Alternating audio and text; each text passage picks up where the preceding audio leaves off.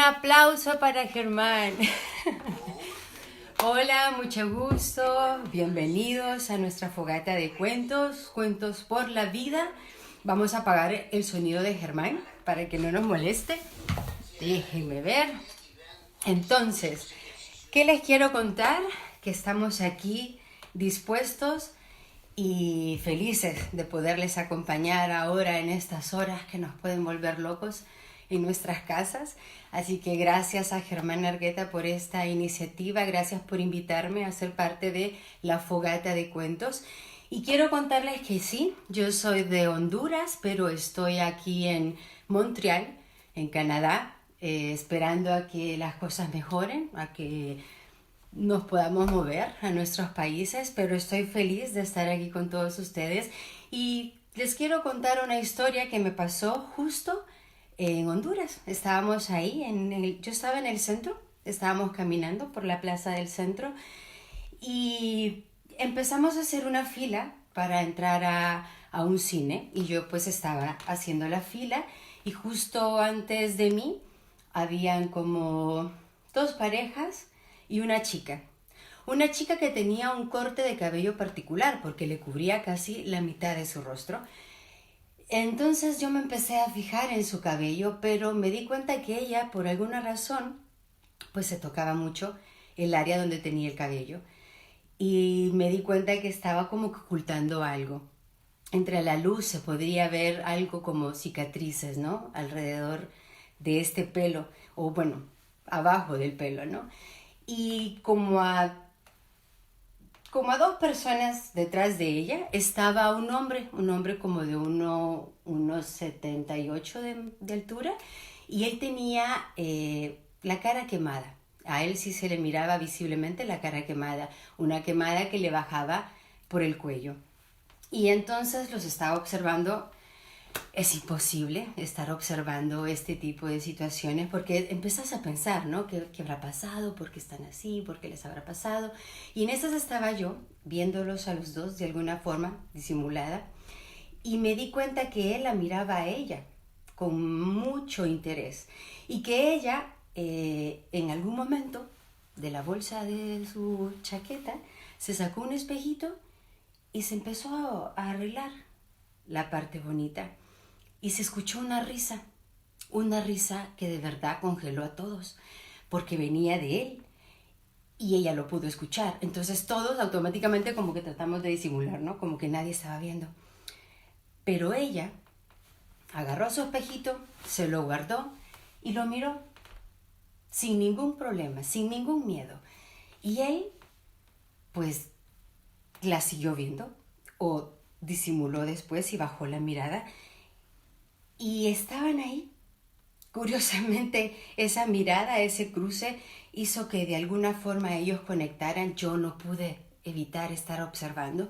Así que entramos al cine, estábamos viendo la película. Ella entró primero, él se sentó como a 2 filas de ella, yo me senté como a 4 filas de ellos. Y estaban ahí viendo la película como todo el mundo. Una película, ya saben, de guapos y de bellas, como siempre. Y ellos no dejaban de estar viéndose. Y yo curiosamente pues también los estaba viendo a ellos constantemente. Cuando salimos, yo traté de ir observándolos. Ella caminó primero, él después de ella. Ella se dio la vuelta y le dijo que lo invitaba a tomarse un café en el restaurante que estaba en la esquina. Y yo pues al escuchar comencé a caminar junto a ellos al restaurante y me senté lo más cerquita que pude de la mesa de ellos. Y los estaba escuchando. Y se estaban contando historias de lo que les pasa cuando tienen este tipo de situaciones, ¿no? Ella le contaba de que un virus en el Seguro Social le había comido su cara. Se llenó de una bacteria, come carne. Y él le contaba que en una protesta, pues, se le estalló una bomba molotov y tenía toda su cara quemada. Y se reían, parecían cómplices de la vida, ¿no? Un poco enojados, un poco rabiosos, se burlaban de las miradas que querían siempre invadirlos y de lo incómodo que era para ellos estar observando esas miradas. Y yo pues estaba ahí, ya llevaba como mi segundo café y ellos no paraban de hablar 2 horas. Y ella se levantó y le dijo que vivía cerca, que lo invitaba a seguir la noche ahí, ¿no? Conversando. Y yo no pude evitarlo y también lo seguí y empecé a caminar tratando de que ellos no me vieran. Durante todo ese tiempo nunca me vieron. Y cuando llegamos a un edificio, yo me quedé parada viéndolos.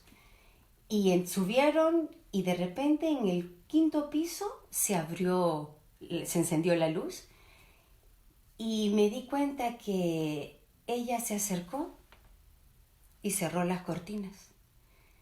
Y cuando cerró las cortinas, hizo lo que siempre hace, apagar todo, que no se vea nada. Y él, pues, se quedó quieto, parado, esperando a que ella le dijera algo. Y se sintió cómodo de que la luz estuviera apagada, ¿no?